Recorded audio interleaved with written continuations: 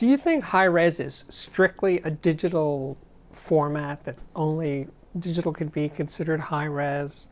I don't believe that at all. I think vinyl can be high resolution on equal footing with 192, 384, DSD in terms of information that's coming off of a record with a really good turntable, really good arm, really good phono cartridge, and a really good phono preamp. Now, you might be saying, well, all that costs a lot of money. Well, it does.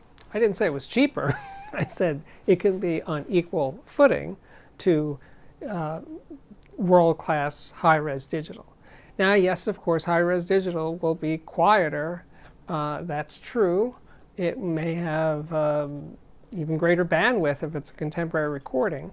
But I think one of the catches with high-res digital is that your choices of hearing music in high-res, true high-res, are fairly limited even in the year 2019. There's not a lot of popular music, rock or hip-hop or jazz or anything that's being recorded in high-res. It seems to me like a lot of high-res files that are out there are sourced from analog tape, which is kind of a weird thing, right?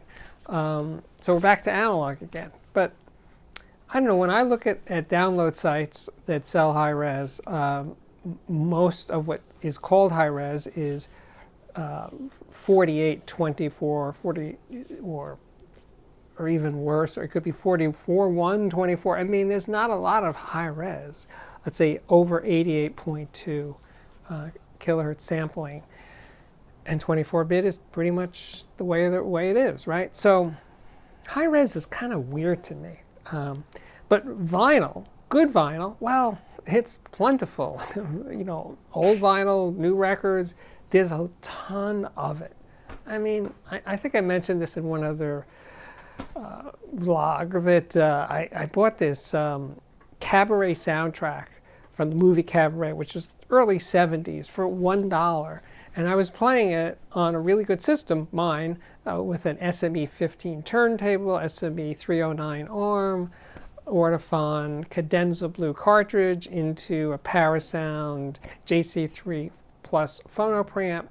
That was high res. That was like seriously high res, and the music cost me $1. So there's so much of it out there that already exists. High res digital again is, show it to me, show me the money, show me where it is. I can't seem to find much of it, or certainly in anything that I care about. And even when I hear new rock records that were recorded supposedly in high res, were they mixed really in high res? Certainly they could have been mastered in high res. It doesn't usually sound particularly good. It's just, they just become numbers. You know, okay, it lights up on my MyTech Brooklyn. It says it's 192. Okay, but it's still compressed, it's still EQ'd, it's still processed. It's not that impressive, really. I mean, there are exceptions. I can't think of any. None come to mind, but I'm sure there are.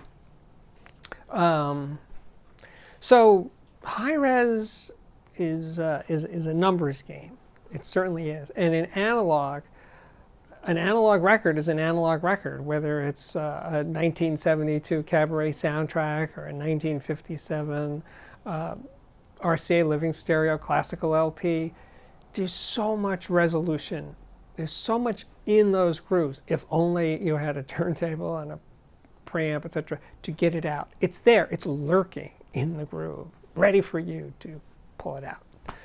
So that's part of the thing about being an audiophile. If you're an analog audiophile, is upgrading your turntable, arm, cartridge, phono, preamp, etc., and you're hearing more and more information from those grooves. And you could amass a sizable record collection that's, let's say, I mean, obviously analog recordings vary a lot in quality. It's not just digital recordings, but there's so many of them. You can find the ones that sort of qualify as being high res in the sense of there's so much information there in the groove. That's it for today.